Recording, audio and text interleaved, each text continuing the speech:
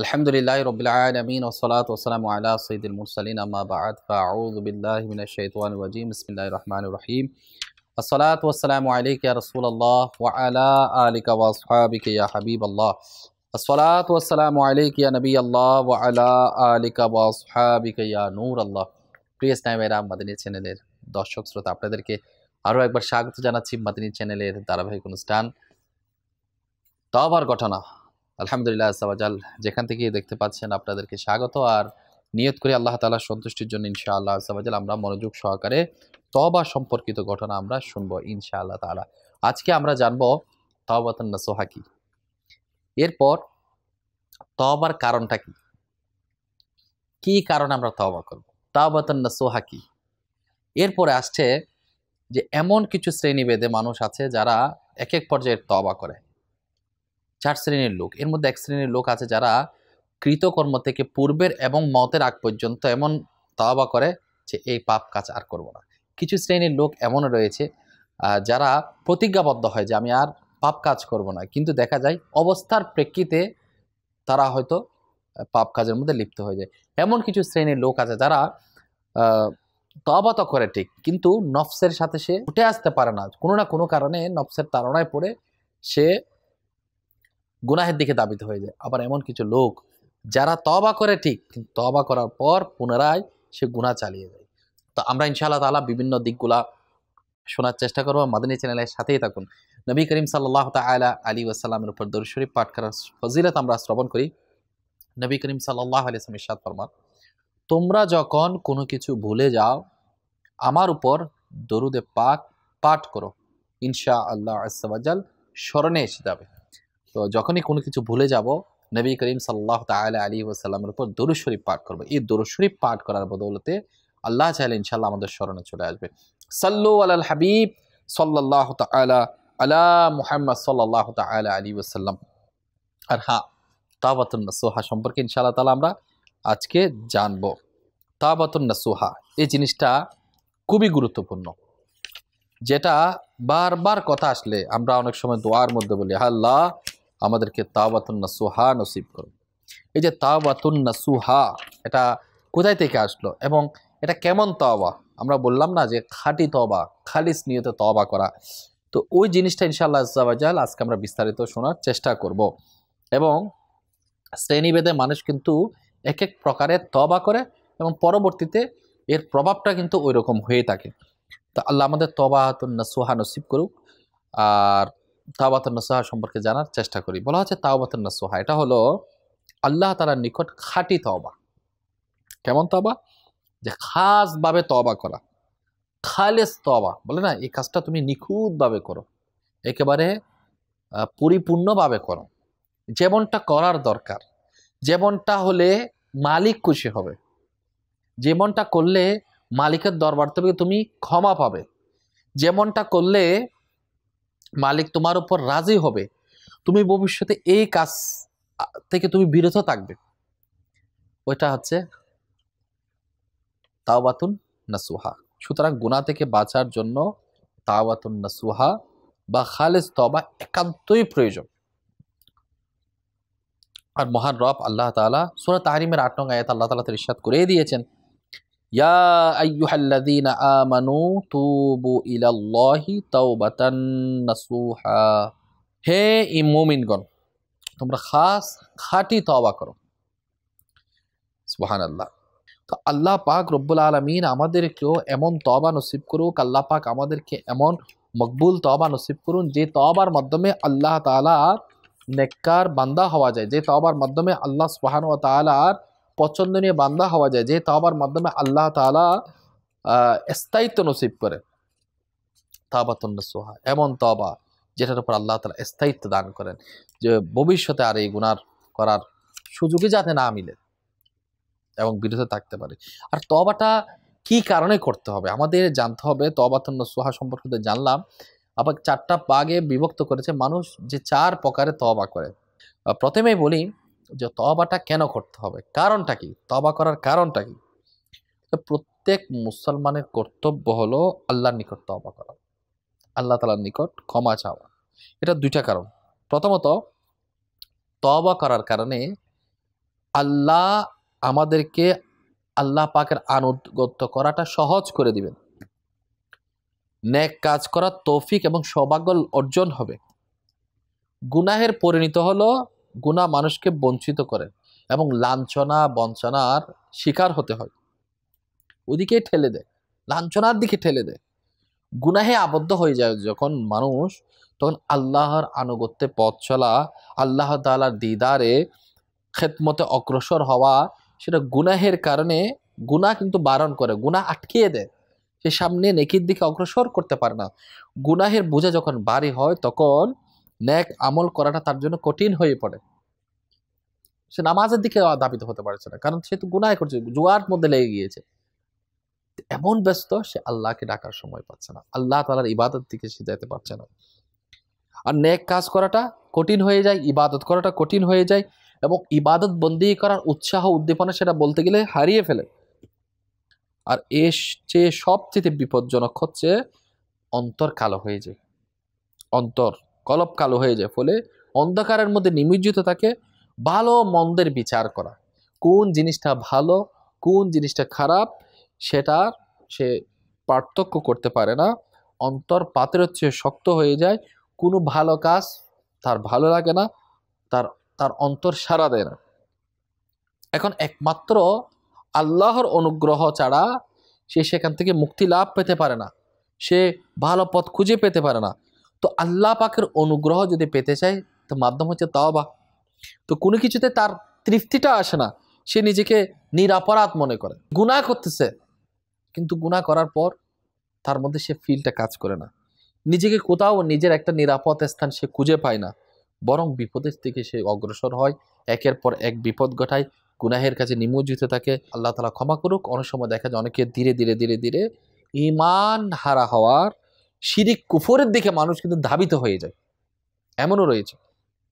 আরো আশ্চর্য বিষয় হলো, যে ব্যক্তি দুর্ভাগা, অন্তর পাথরের চেয়ে যাদের বেশি কঠিন হয়ে যায়, তাকে কিভাবে আল্লাহ তাআলা আনুগত্যের তৌফিক সেটা কিভাবে আল্লাহ তাআলা খুলে দিবে, কিভাবে সে কল্যাণের পথে চলবে। সে তো গুনাহের মধ্যে অবিচল, গুনাহের মধ্যে স্থির রয়েছে, সে তো তার মধ্যে কোনো তো অনুভূতিই নেই, সে অপরাধ করার পর অপরাধকে অপরাধ মনে করছে না। আল্লাহ তাআলা তাকে কিভাবে মাফ করবে?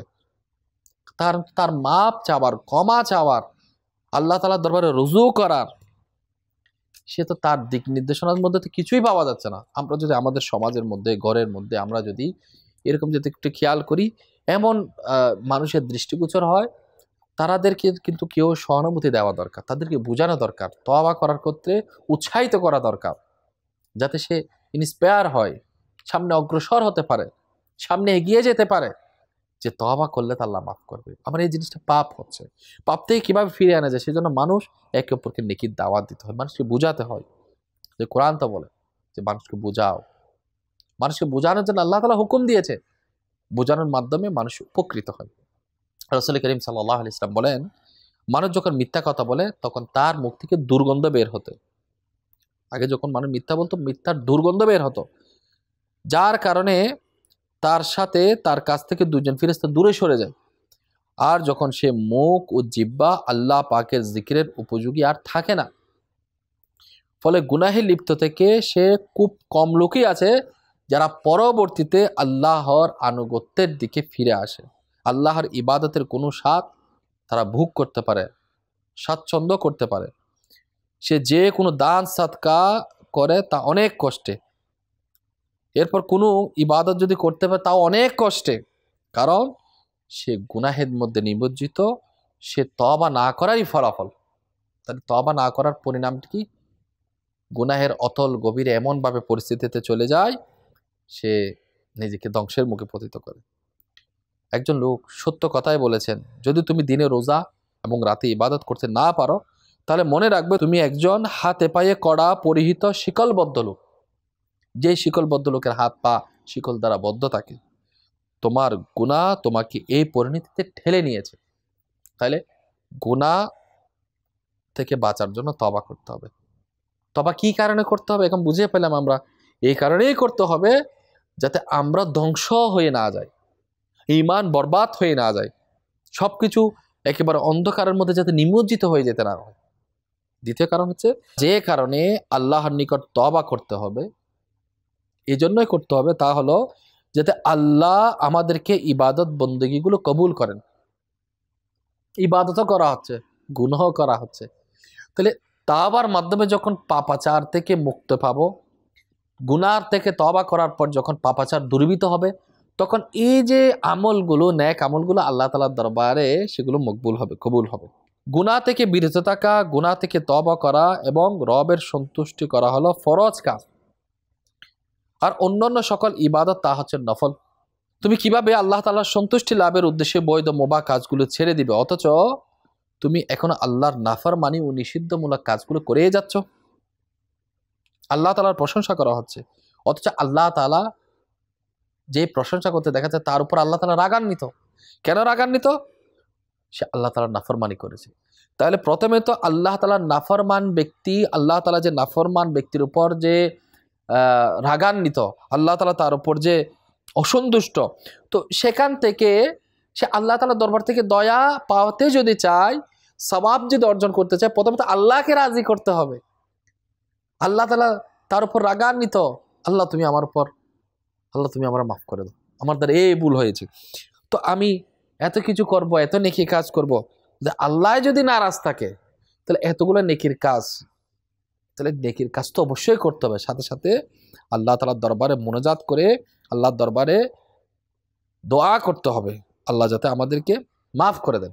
আল্লাহ অসন্তুষ্ট রেখে আল্লাহকে, আল্লাহর নাফরমানির কারণে তো আল্লাহ রাগান্বিত, আল্লাহর নাফরমানিমূলক কাজ করতে থাকবে আর এদিকে নেকির কাজও করতে থাকবে। তো নেকির কাজ অবশ্যই করতে হবে, সাথে সাথে আল্লাহ তাআলার নাফরমানি সেগুলো পরিহার করতে হবে, আল্লাহর দরবারে ফরিয়াদ করতে হবে, তওবা করতে হবে। এই জন্য তওবা এই জন্যই করা লাগে। তওবা ব্যতীত মানুষ মনে করেন ইবাদত করতে আছে দেখেছে, এই ইবাদত করতে গিয়ে মানুষ লৌকিকতা চলে আসছে। এবার লৌকিকতা থেকে তওবা করতে হবে। মানুষ ইবাদত করতে করতে দেখা যাচ্ছে অহংকার চলে আসছে, তাহলে অহংকার থেকে তওবা করতে হবে। তো ইবাদত অবশ্যই করতে হবে, সাথে সাথে তওবা সাথে থাকতে হবে। সুতরাং গুনাহ থেকে যদি কেউ পবিত্র হতে চায়, তাহলে বলা হচ্ছে আজই, এখনই, যে শুনতে পাচ্ছি সাথে সাথে তওবা করা দরকার, ইস্তিগফার করা দরকার। তওবা করার মাধ্যমে আল্লাহ তাআলার বান্দা তওবাতুন নসুহা, খালিস অন্তর থেকে যে তওবা করা হয় সেটা সম্পর্কে শুনছিলাম। তা আল্লাহ তাআলার নৈকট্য হাসিল, ওই বান্দা আল্লাহ তাআলার নৈকট্য হাসিল করতে পারে। আল্লাহ আমাদেরকে আল্লাহ তাআলার দিদার দ্বারা ধন্য করুক, আল্লাহ আমাদেরকে দয়া করুক। আমাদেরকে চেষ্টা করতে হবে তওবাতুন নসুহা যাতে আমাদেরকে নসিব হয়। তওবাতুন নসুহা, আল্লাহ তাআলা সত্যিকারের তওবা নসিব করুক। বলা আছে প্রথম শ্রেণীর কিছু তওবাকারী লোক এমন থাকে যারা জীবনের শেষ পর্যন্ত তওবা করছে এখন, কিন্তু জীবনের শেষ পর্যন্ত যে পাপ হবে তা থেকে তওবা করে। আল্লাহ মরণের আগ পর্যন্ত যে যে পাপ আমার দ্বারা সংগঠিত হওয়ার সম্ভাবনা আছে, আল্লাহ সমস্ত পাপ থেকে আমি তওবা করছি, এটাকে বলে তওবার উপর প্রতিষ্ঠিত থাকা, তওবাতুন নসুহা। তওবা করা, তওবার উপর প্রতিষ্ঠিত থাকা। এই প্রকার তওবাকারী মঙ্গল কার্যে অগ্রসর হয়, ভালো কাজে অগ্রসর হয়, অমঙ্গল, খারাপ, নির্লজ্জতা পরিহার করে। এই প্রকারের নাম হচ্ছে তাওবাতুন নাসুহা। আশা করি আপনারা জিনিসটা খুব সহজভাবে বুঝতে পেরেছেন যে এখন তো তওবা করলো এবং পরবর্তীতে একেবারে খালিসভাবে আর ভবিষ্যতে কিয়া মতের আগ পর্যন্ত এই কাজ আমার দ্বারা সম্ভব না। আল্লাহ মতের আগ পর্যন্ত যদি করার সম্ভাবনা থাকে সবকিছু থেকে তওবা করছে, আর যাতে না হয়। এরূপ তওবাকারীর মনের মধ্যে প্রশান্তি থাকে, হৃদয় শীতল থাকে। হ্যাঁ, নফসে মুতমাইন্না, যেটা আত্মা রয়েছে, নফসে মুতমাইন, খারাপ যে নফস যে প্রতারণা দেওয়ার চেষ্টা করে সেখান থেকে সে সেফ থাকে, নিরাপদে থাকে। সে রব তার প্রতি সন্তুষ্ট থাকে এবং আল্লাহ তাআলার দিকে প্রত্যাবর্তন করে। এরূপ সব পুরুষের দিকে আল্লাহর রাসূল সাল্লাল্লাহু আলাইহি ওয়াসাল্লাম লক্ষ্য করে ইরশাদ করেন, মুফাররিদুন, অগ্রে চলে আসে যারা আল্লাহর স্মরণের জন্য উৎসুক, জিকির তাদের নিকট হতে বোঝা নামিয়ে দিয়েছে, সুতরাং তা হালকা করে কিয়ামতে আসবে। সুবহানাল্লাহ। এতে দেখা যায় তাদের উপর জিকিরের বোঝা ছিল, কিন্তু জিকির তাদের বোঝা নামিয়ে দিয়েছে, অর্থাৎ তওবা করার মাধ্যমে তাদের মর্যাদা বৃদ্ধি হয়েছে। তারা সুবহানাল্লাহ মারিফতের জ্ঞান অর্জন করেছে, আল্লাহ পাকের জিকিরের মাধ্যমে তাদের তওবা, যে তাদের যে গুনার মরিচিকার বোঝা, সেগুলো কিন্তু হালকা হয়ে গিয়েছে। তা আল্লাহ তাআলা আমাদেরকে সত্যিকারের তওবাতুন নসুহাই নসিব করুক। আর কিছু প্রকারের লোক আছে যারা এই ধরনের তওবা করে। কেমন? তারা তওবা করে ঠিক, কিন্তু কিছুদিন সেই তওবার উপর দৃঢ় থাকে, মজবুত থাকে, ধর্মকর্ম নেকির কাজগুলো চালিয়ে যায়, করতে থাকে, বড় বড় পাপসমূহ ত্যাগ করে, কিন্তু সে এমন পাপ থেকে বিরত থাকতে পারে না যা করার জন্য তার কিন্তু অন্তরের মধ্যে উদ্দেশ্যই নেই। এই কাজের মধ্যে লিপ্ত থাকার তার উদ্দেশ্য না থাকলেও অবস্থার প্রেক্ষাপটে, অবস্থার প্রেক্ষিতে সে এমন কাজের সাথে, পাপিষ্ট কাজের সাথে জড়িয়ে যায়, সে পাপ কার্য যেটা করার জন্য তার দৃঢ় ইচ্ছা পোষণ করে না, তার খেয়ালই নেই এটা করবে, কিন্তু অবস্থার প্রেক্ষিতে তার দ্বারা সংগঠিত হয়ে গিয়েছে। যখন সে করে ফেলে, নিজেকে তিরস্কার করে, দুঃখ অনুতপ্ত হয়, দুঃখিত হয়, তখন সে নতুনভাবে দৃঢ় সংকল্পবদ্ধ করে যে পাপের উপকরণ তার নিকট উপস্থিত, তা দূর করতে হবে। পাপের যে নিশানা সেটা প্রকাশ পাচ্ছে, সেটা নিশ্চিহ্ন করতে হবে। এরূপ নফস যে রয়েছে, নফসকে, আত্মাকে সে কটুক্ত করে, হে নফস, তুমি এই কাজটা কেন করছো? এরূপ লোক নিন্দনীয় কাজ করার জন্য নিজেকে তিরস্কার করে, বারবার বলতে থাকে, তুমি তওবা করার পর আবার কেন এই কাজের দিকে ধাবিত হচ্ছ? এটা উচ্চস্তরের তওবা, কিন্তু বলা হচ্ছে উচ্চস্তরের তওবা হলেও সেটা প্রথম পর্যায়ের তওবার চাইতে নিচের স্থানে রয়েছে, নিম্ন পর্যায়ে রয়েছে, কারণ সেটার সাথে মন্দ একটু যুক্ত হয়ে যাচ্ছে। সবচাইতে খাঁটি তওবা হচ্ছে তাওবাতুন নাসুহা। এরপরে যেটা রয়েছে এটা হচ্ছে সর্বোচ্চ লেভেলের কিন্তু তওবা, কিন্তু এরপরেও তাওবাতুন নাসুহার পরে প্রথম পর্যায়ের পরবর্তী তওবা হচ্ছে এটা। মানুষের মন্দ মানুষের রক্তের সাথে মিশ্রিত, সে চাইলে খুব কমই মুক্তি পায়, নেকির পাল্লা ভারী করতে পারে না। সেজন্য আল্লাহ তাআলার দরবারে বেশি বেশি পাপ কার্য থেকে তওবা করতে হবে, যাতে আল্লাহ খুশি হয়, আল্লাহ রাজি হয়।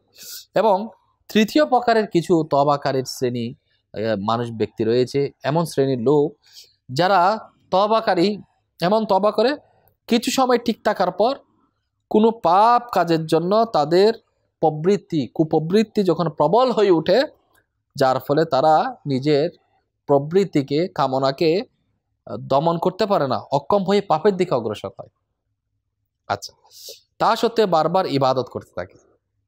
দেখেন, তওবা করেছে, নফসকে তাড়ানোর চেষ্টা করতেছে, খারাপ থেকে বাঁচার চেষ্টা করতেছে, যখন অক্ষম হয়ে যায়, সে না পেরে দেখা যাচ্ছে পাপ কাজের দিকে অগ্রসর হয়ে ওঠে, এরপরেও সে বারবার ইবাদত করতে থাকে।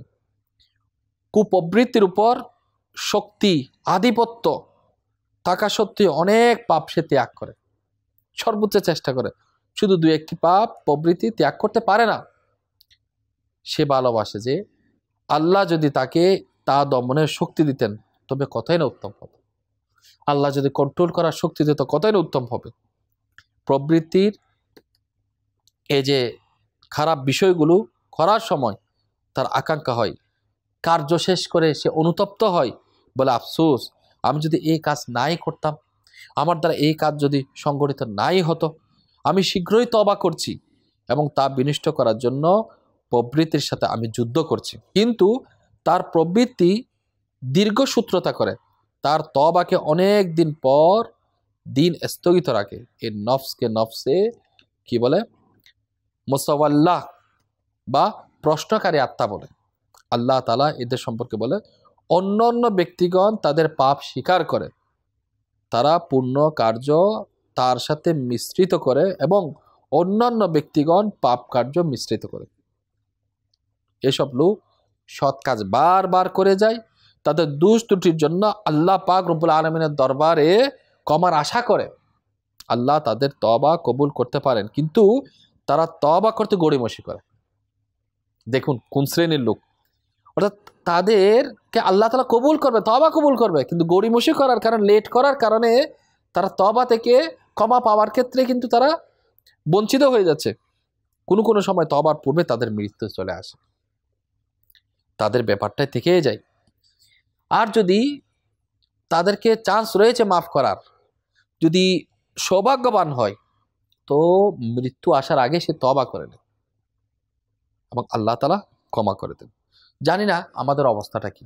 তওবাতুন নসুহা তো উত্তম রয়েছে, কেউ তওবা করার পর অনিচ্ছা সত্ত্বে গুনাহ সংগঠিত হয়ে যাচ্ছে, আর কেউ কুপ্রবৃত্তি যেটা রয়েছে, নফস যেটা রয়েছে, সেটাকে কন্ট্রোল করতে না পারলেও সে চেষ্টা করতেছে যে সেটার উপর জয়ী হওয়ার জন্য, নফস যাতে বিজয়ী না হয়, আল্লাহ তাআলার ইবাদতের মধ্যে লেগে থাকে, তাদের সুযোগ থাকে তওবা করার, কিন্তু শেষ পর্যন্ত কিছু লোক তওবা করে ইন্তেকাল করে, আর অনেকে অবকাশ পায় না, মৃত্যু চলে আসে। সতর্ক থাকতে হবে। এবং চতুর্থ শ্রেণীর কিছু লোক রয়েছে যারা তওবা করার পর, তওবার উপর প্রতিষ্ঠিত থাকে, আবার পাপের দিকে প্রত্যাবর্তন করে, আর তওবা করার খেয়ালই থাকে না, খেয়ালই হয় না, তার কার্যের জন্য অনুতপ্ত হওয়া, দুঃখিত হয় না, অনুশোচনা হয় না। তারা প্রবৃত্তির মধ্যে এমনভাবে আসক্ত হয়ে যায়, আকৃষ্ট হয়ে যায়, অসতর্কতা হয়ে যায়, অসতর্ক ব্যক্তির ন্যায় অসতর্কমূলক কাজ করে যায়। এই ব্যক্তি অভ্যাসগত পাপীদের অন্তর্ভুক্ত। এরূপ নফসকে নফসে আম্মারা বা আদেশকারী আত্মা বলে। এরূপ নফসকে নফসে আম্মারা বলা হয়, অর্থাৎ আদেশকারী আত্মা। কেমন? এরূপ আত্মা সৎ কার্য হতে পালায়ন করে মন্দের দিকে ধাবিত হয়। এরূপ ব্যক্তির উপর অন্তিম সময়ে, মওতের সময় ভয় রয়েছে। তার অবস্থা সম্বন্ধে আল্লাহ তাআলাই ভালো জানেন। যদি মন্দের উপর মৃত্যু হয়, সে তো দুর্ভাগ্যশীল, তার তো কোনো সীমাই নেই। আর মঙ্গলের উপর তার যদি অন্তিম অবস্থায় চলে আসে, তাওহীদের উপর মৃত্যু হয়, সে দুজক হতে মুক্তির অপেক্ষায় থাকবে। কবে সে দুজক থেকে মুক্তি পাবে? পাপের যে বোঝা, সেটা কিভাবে হালকা করবে?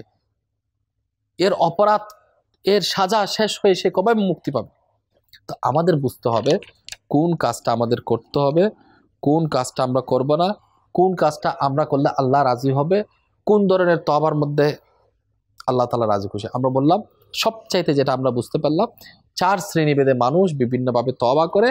তওবাটা সবাই করে, কিন্তু তওবা করার মধ্যে একেবারে মওতের আগ পর্যন্ত ওই কাজ থেকে বিরত থাকার লোক যারা, তাদের নসিবে তারা হচ্ছে তাওবাতুন নসুহাত, তাদের নসিব হয়।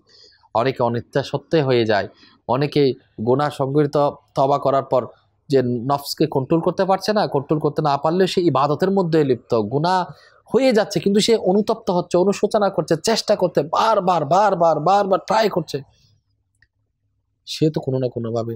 কিন্তু অনেক সময় এই শ্রেণীর যারা লোক, তৃতীয় শ্রেণীর লোক, তারা কিন্তু অলসতার মধ্যে থাকে ক্ষমা চাওয়ার ক্ষেত্রে। সেজন্য আমরা যাতে অলসতার মধ্যে না থাকি। এবং চতুর্থ নম্বর যাদের বলা হয় যে তওবা করার পরে সে আবার গুনাহের মধ্যে এমনভাবে পাপের মধ্যে ডুবে যায়, তারা সুযোগই মিলে না। আমরা কোনটা করবো? তাওবাতুন নসুহা, আল্লাহর দরবারে ফরিয়াদ করবো, আল্লাহ তুমি আমাদের মাফ করে দাও, আল্লাহ তুমি আমাদের ক্ষমা করে দাও, আল্লাহ তুমি আমাদেরকে এমন ক্ষমা করো, আমাদের উপর সর্বদা তুমি রাজি হয়ে যাও। তো দাওয়াত ইসলামী চাই আমরা তওবা করি, ইস্তেগফার করি, হক্কানি পীরে মুর্শিদের কাছে বায়াত গ্রহণ করি। দাওয়াত ইসলামী সাপ্তাহিক সুন্নতে পারে ইজতিমা হয়, সেখানে তওবা করানো হয়, জিকির করা হয়, দোয়া করানো হয়। আসুন না সাপ্তাহিক ইসলামে অংশগ্রহণ, বৃহস্পতিবার ইশারার নামাজের পর, যেখানে দাওয়াত ইসলামী সাপ্তাহিক ইজতিমা অনুষ্ঠিত হয়। মাদানী চ্যানেলের মাধ্যমে ইসলামী বোনরা আপনারা তো দেখুন, ইজতিমার মধ্যে অংশগ্রহণ করুন, ইসলামী বোনদের কাজের সাথে সম্পৃক্ত হন। যখন ভালো সংস্পর্শ পাবো, ভালো কিছু শিখবো, সৎ কাজ করার প্রতি আমরা উদ্বুদ্ধ হব, উৎসাহিত হব, গুনাহ পরিহার করার সুযোগ মিলবে, তওবা করার সুযোগ মিলবে। তো উত্তম পরিবেশ আল্লাহওয়ালাদের পরিবেশ। বড় বড় আল্লাহর বলে, আল্লাহ আমি জানি না কাকে আল্লাহ ক্ষমা করবে। অনেক সময় দেখা যায় অনেকে দুনিয়াবি চাল চলন বোঝা যায় না, কিন্তু তওবা করার কারণে সে মকবুল হয়ে গিয়েছে। অনেকে বড় বড় আল্লাহওয়ালা সাজিয়েছে, আল্লাহ মাফ করুক, বোঝাই যায় না, অথচ আল্লাহ নারাজ রয়েছে। তো কার উপর আল্লাহ রাজি, কার কাজটা আল্লাহ তাআলা কার উপর খুশি, আমরা তো জানি না। কিন্তু আমাদের জায়গা থেকে সর্বোচ্চ চেষ্টা করে যেতে হবে, আমরা যাতে আমাদের জায়গার মধ্যে ভালো অবস্থান করতে পারি। আল্লাহ তাআলা যাতে দয়া করে, সে দয়াপ্রাপ্ত লোকদের মধ্যে আমরা অন্তর্ভুক্ত হতে পারি। আল্লাহ আমাদের সে তৌফিক দান করুন। মাদানী চ্যানেলকে সঙ্গ দিবেন এবং আসুন, আমি আপনাদেরকে রিকোয়েস্ট করবো এই অনুষ্ঠানগুলো বারবার দেখার চেষ্টা করুন। ভালো থাকুন, সুস্থ থাকুন, মাদানী চ্যানেল দেখতে থাকুন। সাল্লু আলাল হাবিব সাল্লাল্লাহু তাআলা আলা মুহাম্মদ সাল্লাল্লাহু আলাইহি ওয়াসাল্লাম।